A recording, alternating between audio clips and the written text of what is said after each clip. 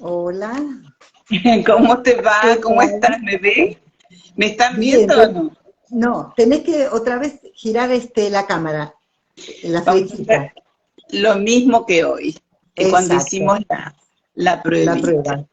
Ujú,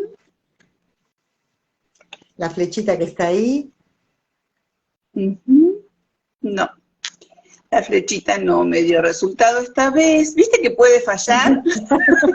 pero eso pasa, vos sabés que pasa siempre.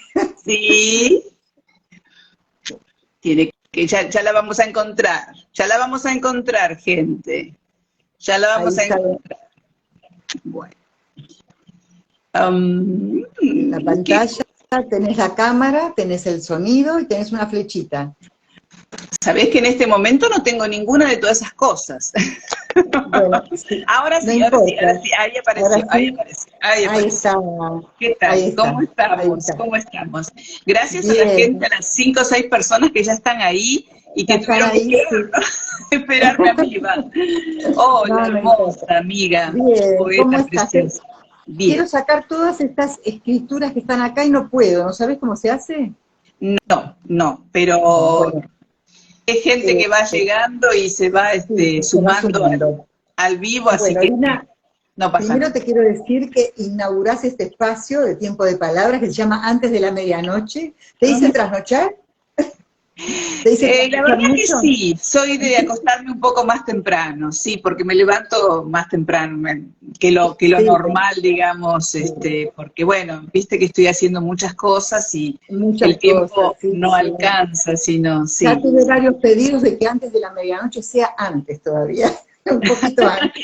No, igual te digo que es un horario hermoso para la mayoría de la gente, porque Sí, mucha gente toma la medianoche como el momento para irse a la cama, así que las sí, sí, sí, 23:30 sí. está bárbaro. Yo tal vez me acueste una horita antes, porque bueno, a la mañana me levanto temprano, hago un montón de cosas de la casa con los Sí, sí, sí. animales y con las plantas, y después, bueno, ya empiezo a producir los contenidos para mis programas radiales y para el Claro, sí, estudio sí. y para mis shows que siempre van cambiando la temática, bueno, en fin, para toda mi vida. Sí, bueno, yo quiero presentarte, aunque sos muy conocida, igual quisiera presentarte Lina Avellaneda, que es Liliana Lucía Pane, Ujú. es escritora, es compositora, es docente, maestra de música, de cantantes, de canto. Eh, es también actriz. Tuviste una etapa de actuación, Un a lo poquito, mejor sí. menor, poco. Y en estos momentos estás haciendo un programa de radio, que ya habías hecho radio en otra época, conductora de radio, y por supuesto, además de cantora, compositora. Compusiste muchas letras y músicas para distintos tangos y también otro tipo de composiciones que no Sí, son tangos, valses, sí, milongas.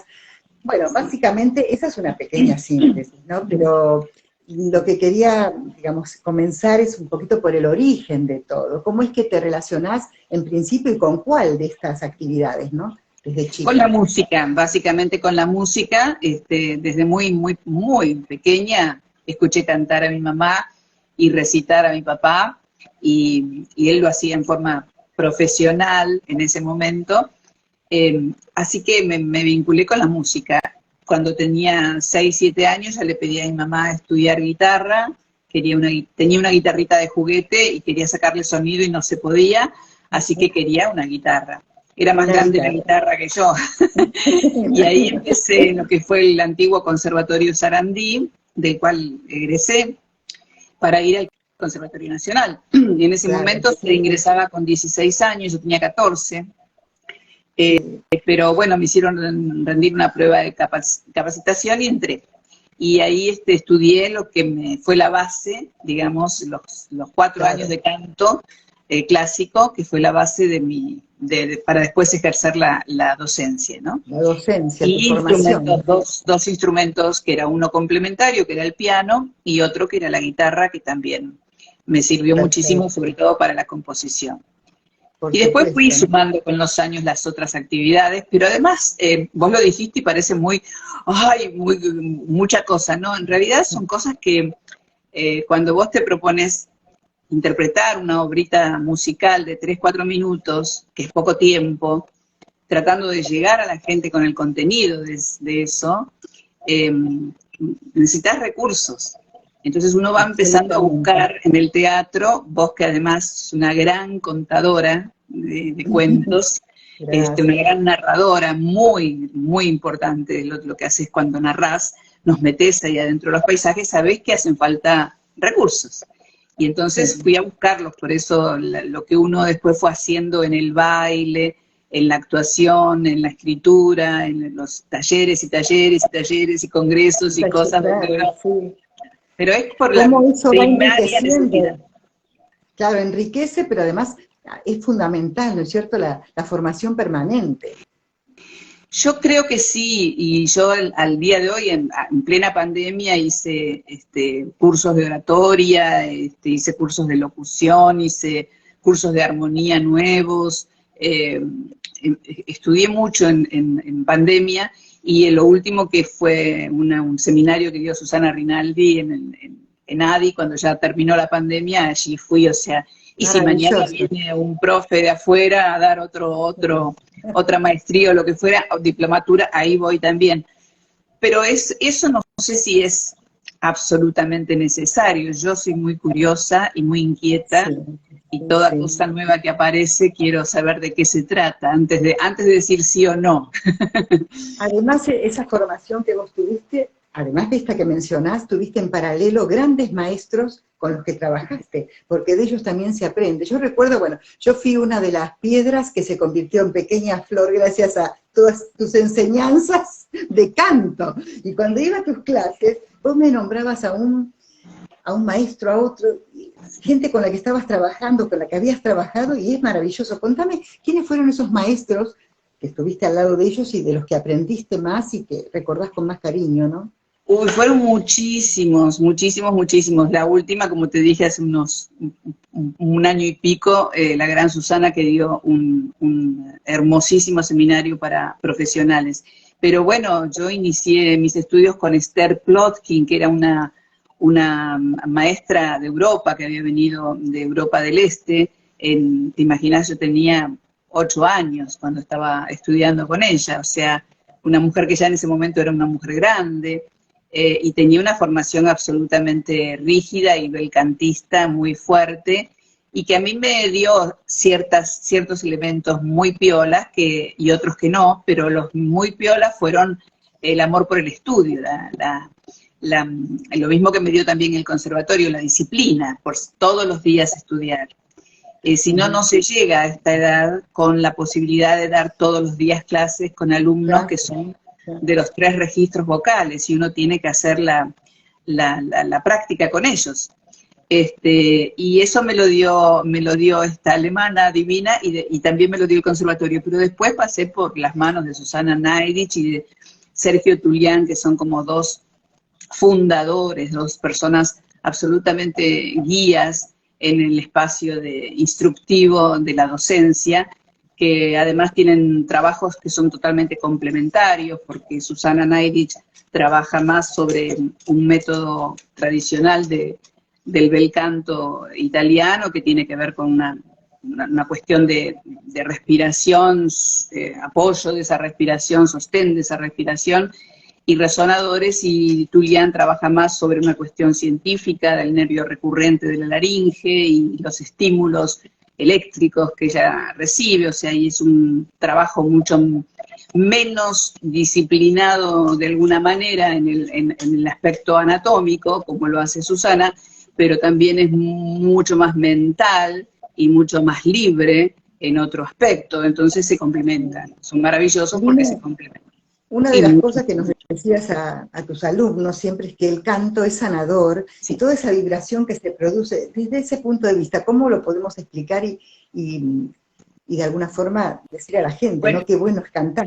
Es maravilloso lo que sucede a nivel de universo. O sea, nosotros estamos vibrando todo el tiempo. A veces lo hacemos, a veces no, siempre lo hacemos sin tener en cuenta que hay una Tierra que está girando en 2 sentidos diferentes además, y un universo que la contiene. Pero más allá de eso, las vibraciones nuestras y, por ejemplo, de los cuencos. Las vibraciones que emiten los cuencos sonoros son vibraciones que entran. El sonido es una cualidad que se da en espacios donde no hay vacío, justamente hay espacios, no se da en el vacío. Entonces, esas vibraciones son ondas que chocan y que vuelven a nosotros, chocan y vuelven a nosotros infinitas cantidades de veces, y de una manera explosiva, no implosiva, si nosotros aprendemos a proyectar el sonido y a entregarlo y a darlo. Entonces, sí, lo que sucede es un ida y vuelta, o sea, así como cuando vos agarrás un masajeador o te sentás en esos sillones que hay en los shoppings y te sentás a que te masajeen y las vibraciones te estimulan un montón de centros nerviosos, lo mismo ocurre con el canto sin que nadie te sacuda. Te sacudís vos mismo. Vos mismo. Internamente todo vibra, ¿no es cierto? Y es sanador, ¿no? Y no solo eso, que además vibra en un proceso de oxigenoterapia, porque el canto está totalmente vinculado a una oxigenación extrema, no la normal que nosotros usamos, ese aire que ocupa, digamos, todo lo que es la faringe nasal. Sí. Con eso nos alcanza para el día, pero con el canto es otra historia. Con el canto llenamos la base de los pulmones, ceden nuestras costillas flotantes, entonces hay mucha cantidad de aire almacenado y el oxígeno, bueno, siempre recuerdo que Michael Jackson quería rejuvenecer y sentirse mejor y se ponía en una cápsula de oxígeno. Aún hoy en día hay oxigenoterapia para el cutis, para un montón de cosas. Entonces, ni hablar de los masajes cerebrales que uno se da inspirando profundamente y exhalando profundamente. Entonces, la combinación de vibraciones más aire, bueno, no puede ser más creador de endorfina, no hay. Es lo mismo que nos pasa trotando. Claro, tal cual, cuando hacemos actividad física, por supuesto. Lina, en esa etapa que vos empezás a componer, ¿verdad? Y más o menos te acordás en qué momento dijiste, bueno, yo voy a escribir una canción, voy a hacer la música, la letra. ¿Tenés idea qué es lo que te llevó? ¿Cuál fue ese clic? Me llevó la irreverencia de la adolescencia, lo más... Yo siempre fui bastante jugada de hacer cosas que no se debían hacer, que no era el momento para hacerlas, que había que esperar, pero siempre las hice, igual. Por ejemplo, decirle a mi papi, mira, me voy a casar, tengo 16 años, o me autorizás o me caso igual. Bueno, cuando tenía 16, 17, llego con 17, antes de casarme le dije a mi hermana, que ella tocaba el piano muy bien, le dije, nos presentamos en el Festival de la OTI, y mi hermana me miró como diciendo, vos estás totalmente loca, porque ninguna de las dos había compuesto nada. Y yo le dije, Pam, probemos. Y entonces hicimos una canción melódica, además, porque el festival era muy de estilo melódico en ese momento. Y un festival internacional, un festival con una dificultad enorme para entrar, y nosotros no éramos nada, de nada. Por supuesto que no quedamos en ninguna final, fuimos apenas si pasamos el primer paso, pero fue la manera de darme el gusto de escribir y ella de componer la primera canción que hicimos juntas. Después ya ella siguió su camino, yo el mío, yo me casé ahí nomásito, y ya estando cantando profesionalmente, conocí un maravilloso músico que trabajaba con Víctor Heredia, que se llamó Lalo Romero, Lalito, que murió, es muy joven, y Lalo me dijo, tengo una música de una samba, me gustaría que vos le pusieras letra.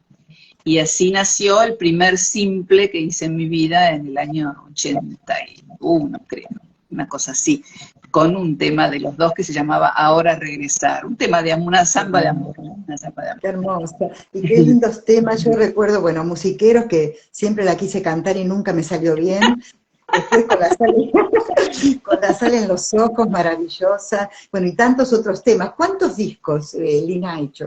¿Cuántos discos grabados? En las tiendas digitales pudimos subir 6, porque son los 6 donde yo tengo los derechos. Pero en total, entre los de acá y de afuera, son 12 discos. Son 12 discos. Lo que pasa es que hay otros que son de otros. Sí. vos también hiciste con esas letras, hiciste un libro artesanal, me decías la otra vez, llamado Medias Canciones. Contame un poquito cómo surgió ese libro artesanal. Claro. Yo ya ya estaba inscripta en SADAIC y quería presentarle sobre todo a César Isela y a Antonio Tarrago Ros, que eran mis padrinos para poder asociarme a SADAIC y tener la obra social y el banco y todas las cosas que nos da la obra social, la pertenencia a la Sociedad Argentina de Autores y Compositores. Ellos me presentaron y yo allí fui, rendí los exámenes y fui parte de eso. Pero yo quería darles mis letras para ver si alguno musicalizaba algo. También había gente de tango, había gente que yo quería acercarle. Y no sabía cómo hacerlo. Entonces, un día me puse en casa, en una vieja máquina de escribir, hice todos los tipeos, los llevé a una casa de fotocopias, les hice unos membretes, así como unos detallecitos tipo hojitas, me compré unas cartulinas, me fui a una casa de encuadernación para preguntar cómo se podía hacer, me explicaron que se podía hacer con una aguja gruesa, con hilo, bueno, tipo matambrero, pero más que estaba envuelto en seda, como para que quedara más lindo, qué sé yo. Bueno, era una chica divina. Todo el mundo me dio una mano porque se daban cuenta que era una persona muy joven, que tenía muchas ganas de mostrar sus cosas y no tenía un peso. Entonces así, un centavo, entonces así lo hice, inspirada mucho por un recital que había ido a ver de una tal Silvina Garré, a la que nadie conocía, y que vino a presentar un trabajo de ella, que todavía no era disco tampoco, y cuando entré al teatro, ella había hecho toda la escenografía con papel de diario. Mirá vos. Y me pareció súper creativo, y claro, y dijo, si les gusta, fenómeno, si además, porque lo hice así por un peso, ¿sí? Y me pareció maravilloso, maravilloso. Entonces dije, no puede limitarme el hecho de que no tenga dinero, tengo que poder presentarle de alguna manera un poco más artesanal, más prolija que decirle, mira, te vengo a recitar un verso. Sí. Entonces, o a dejar un papel. Y así hice Medias Canciones. Y esas medias canciones llegaron a manos, bueno, Antonio le hizo un chamamé precioso que después fue grabado. Julito Lacarra hizo un tema que no me acuerdo cuál fue, porque fue el primero que hicimos juntos, soneto y medio, creo. No recuerdo bien. Más adelante Pepo Giviecki hizo un vals que se llamó Inundados, o sea, un montón de gente, sí, Gustavo Cerdá hizo otro, un quilmeño divino. O sea, esas medias canciones se fueron completando y fueron pasando. Con la música de otros. Yo no me animaba mucho a musicalizar porque no era mi fuerte la armonía y la composición, no lo eran, no lo son. A decir verdad, hay muchísima gente que sabe mucho más de eso, por eso últimamente me dedico más a las letras y dejo en manos de los que más saben la composición de la música. ¿Cómo se logra, cuando yo te vi actuar en varias ocasiones, en el Teatro Roma, en distintos lugares, hay un dominio en el escenario, ¿no? ¿Cómo se logra eso? ¿Qué te lo dio? Las giras que hiciste, la experiencia sobre el escenario, ¿alguien te enseñó a ese dominio y el contacto con el público, ¿no? La comunicación con el público? Sí.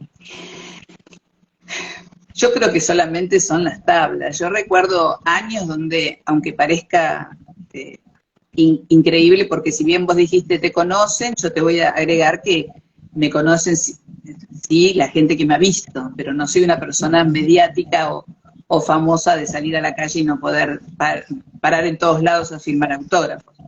Pero, por ejemplo, hubo años donde yo trabajé 250 días al año. O sea que fueron 250 presentaciones al año. Como yo llevaba, durante muchísimos años lo llevé, hasta hace unos 10 que dije basta. Ahora no lo llevo más. Llevé una especie de cuaderno donde anotaba lugar que había ido, repertorio que había hecho y la ropa que había llevado. Porque me pasaba que a veces iba al mismo lugar y no quería repetir sin querer el vestuario. Así que lo llevé, pero bueno, hace 10 años ya además habían cambiado las condiciones, ya venían cambiando, las condiciones para el folclore y para el tango venían cambiando, entonces ya me dediqué a, cuando me contratan voy, no anoto, pero pero realmente yo creo que he gastado los zapatos, como se dice, en los escenarios. Y bueno, si alguna vez me quedé media rígida, cuando bajé dije, ¿por qué me quedé en ese lugar si yo tenía ganas de bailotear con la gente? Bueno, y cuando bailé demasiado dije, pero yo no era la idea de subir a hacer un candombe y quedarme sin fuerzas para seguir. Y así uno va creciendo y va perfeccionándose. Por supuesto, lo que aprendí en teatro me ayudó muchísimo, muchísimo, muchísimo. También lo que aprendí en locución, en oratoria, porque no es el curso que hice últimamente no es el único, yo ya venía con estudios al respecto. El de estar adelante de un micrófono en una radio, que era muy importante en su momento, Radio Splendid, Radio Belgrano, Radio Excelsior, y traer a los Supay, a Teresa Parodi, a Quique Llopis, también te da otro training distinto. Todo te va sumando, todo te va sumando. Claro. Llega un momento que vos lo que perdés son las inseguridades y lo que ganás es la calma, el relax. Entonces solamente te dedicas a disfrutar lo disfrutas más, claro, eso te iba a decir. Sí. Yo dije al comienzo, primero quiero agradecer a todos los que nos están acompañando, que no tengo mucha práctica en ver todo, pero bueno, a Susana, a Liliana, a toda la gente que fue pasando, y yo toqué la pantalla y algunos desaparecieron. A lo mejor vos lo ves, así que me voy a tener que disculpar hasta que tome práctica en esto. Bueno, yo dije antes que también escritora, lo mencionaste aquí como compositora en medias canciones, pero también tengo acá un libro que vos me regalaste, un hermoso libro que es Marrón y Plata, y que te llevó mucho trabajo previo de investigación, ¿verdad? Contame un poquito, contarle a la gente cómo surge Marrón y Plata, por qué vos decís que es una deuda que tenés o que tenemos con el Río de la Plata, ¿no? Y lo que pasa es que nuestro río, la verdad es que está muy descuidado, ahora dentro de todo, estamos haciendo algunas cosas bien, pero hace mucho tiempo que la verdad que el Paraná y el Uruguay son ríos que han estado muy castigados, y a la vera de esos ríos ha habido muchas poblaciones muy precarias, muchas fábricas tirando lo que sobra, lo que hace mal, contaminando. Sí. Contaminando mucho desorden de todo tipo, ¿no? Y el río es fuente de vida, no tiene que sufrir ese tipo de calamidad. Además, Buenos Aires literalmente es una ciudad que le da la espalda al Río de la Plata, ¿no? Claro, sí, cuando uno conoce Montevideo se da cuenta de lo que se está perdiendo, porque podría perfectamente disfrutar del río de otra manera. Totalmente. Así que yo siento que sí, que hay una deuda muy grande. Un año de investigación, ¿verdad, Irina? Sí, me llevó 1 año y pico. No estuve sola en ese libro de investigación, me dio una mano muy grande Jorge Pérez, que era mi esposo en ese momento, y él me ayudó mucho. ¿No? ¿Cómo? La ilustración es de la ilustración es de él, y más de una corrección de las prosas y de las poesías también es de él, pero era un hombre de muy bajo perfil. ¿Puede ser? ¿La fotografía de tu hijo, Pablo Pérez? Sí, la fotografía sí, es de Pablo. Sí. Así que bueno, familia dedicada a nada que ver con ganar plata. Todo lo que sea perderla, ahí estamos nosotros. Es difícil, ¿no? Con el arte. Digo, para poder ganar mucho dinero con el arte, tiene que haber un aparato. Mucho dinero no. Nosotros nos conformamos con las monedas justas para llegar a fin de mes. No, en realidad estoy siendo muy ingrata. Yo vivo de mi trabajo desde muy jovencita, pero vivo de mi trabajo más que nada como docente. Hubo épocas donde se trabajó muchísimo, que fue toda la etapa de Alfonsín, muchísimo, porque Alfonsín abrió fuentes de trabajo. Claro. Abrió fuentes de trabajo, esa es la realidad. Entonces allí nos convocaban. Después hubo una etapa donde también más o menos cultura tuvo su lugar, que fue los primeros meses o años, el primer año de la Alianza, pero bueno, después sabemos cómo terminó todo eso, así que también se fue a pique. Y después vinieron gobiernos a donde el folclore y el tango no fueron muy apuntalados, fueron más bien menos apuntalados. Pero de todas maneras yo toda la vida la he desarrollado bajo el trabajo de docencia, que es cantar con ustedes, es quedarme con las canciones de ustedes hasta que viene el otro alumno, y ahí renuevo repertorio, Así que paso de, digamos, de Serrat a, no te voy a decir un reggaetón porque no, pero no hay gente acá que cante reggaetón, pero paso a un tango y de un tango paso a algo lírico, porque también tengo dos que están estudiando lírico. Así que bueno, es una manera... Acá algunos alumnos que ya empezaron su carrera artística, ¿verdad? Sí, que están muy, pero muy bien. Mira, Mirta Laucero es una cantante que está trabajando hace ya como 5 años con un grupo musical que se llama Desconciertados en la calle Corrientes, haciendo unas temporadas preciosas. Mario Taza ha ganado hace unos 15 días un gran festival en Chacabuco, ha sido ya 2 o 3 veces finalista del Precosquín. Bueno, después está este chico Leo Al Solo, que tiene su banda, que llena la trastienda todos los años, 2 o 3 veces al año.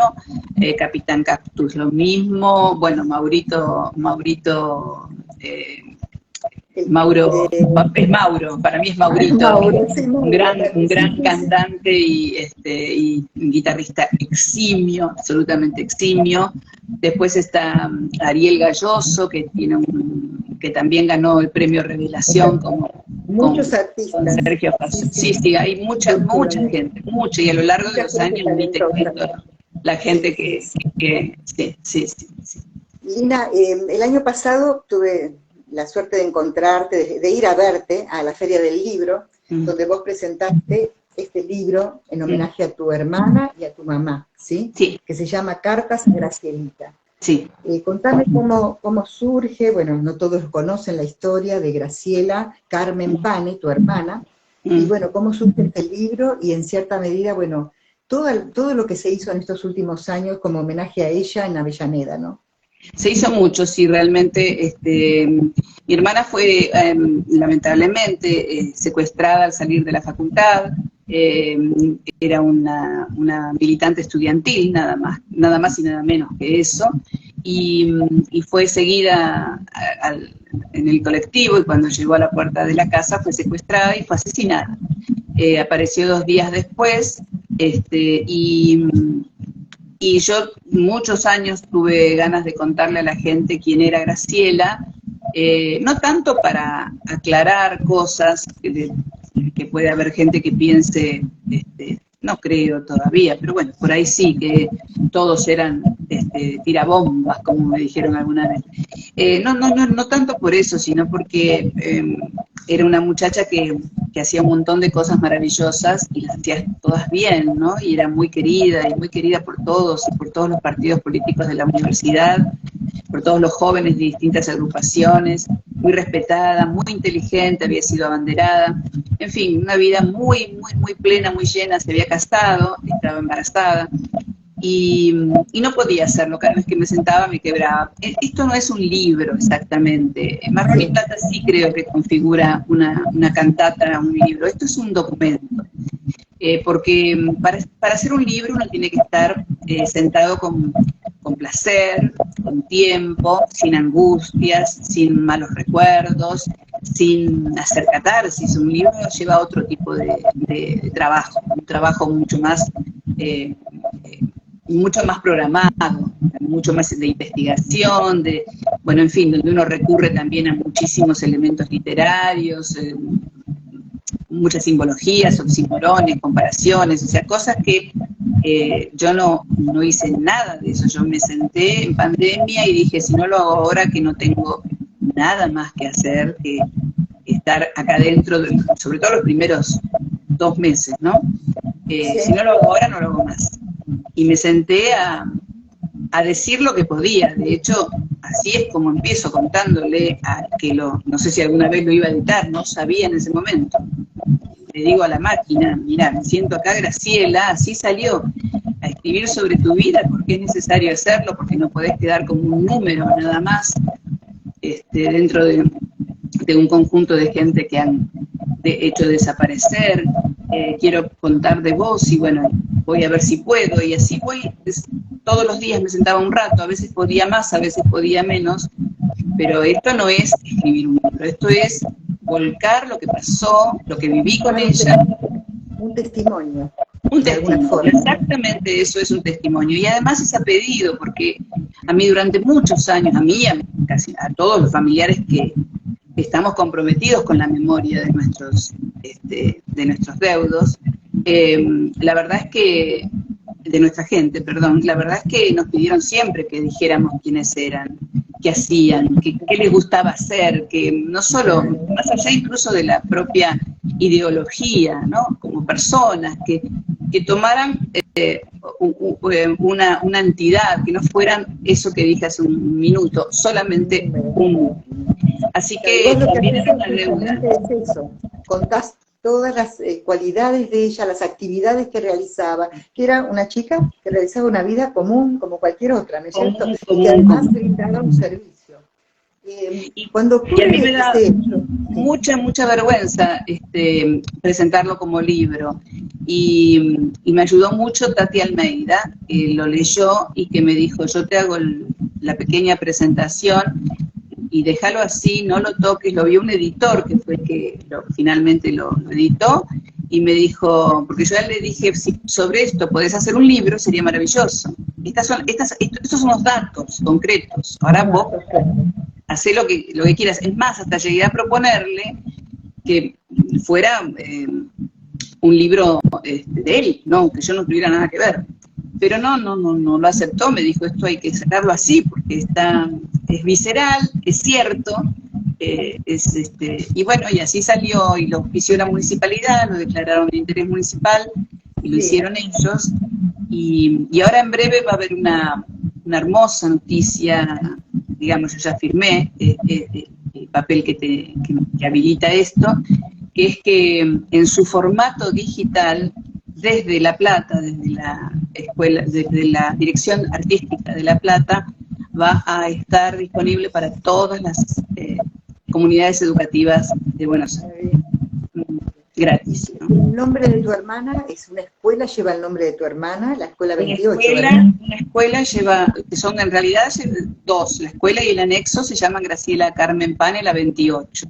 Una unidad básica, aunque Graciela no era peronista, nunca tuvo problemas con los peronistas, pero no era peronista, y una unidad básica le ha puesto, la 32 le ha puesto el nombre de Graciela Pane, y yo no termino de estar agradecida a Claudio Yacoy, que fue el de la iniciativa, porque me parece sanísimo que justamente de una parte de ese movimiento tan amplio había nacido lo peor, de lo peor que fue la AAA. Lo peor. De hecho, a ella la asesina la AAA. Claro. Entonces, que en el gobierno de Isabel Perón, entonces que una unidad básica reivindique a una militante que en ese momento estaba en la Federación Juvenil Comunista y que la reivindique como propia y que le ponga su nombre, a mí me llenó de emoción.